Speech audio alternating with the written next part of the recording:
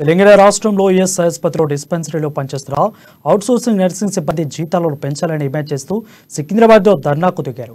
ESI directorate కార్యాలయం ఎదుట బటాయించి తమకు న్యాయం చేయాలని డిమాండ్ చేశారు.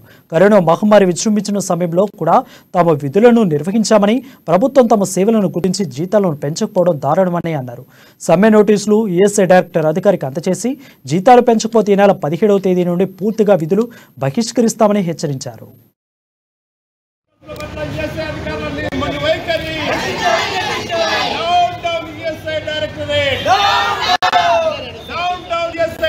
అహ్మద్ నదీం గారిని నియమించారు.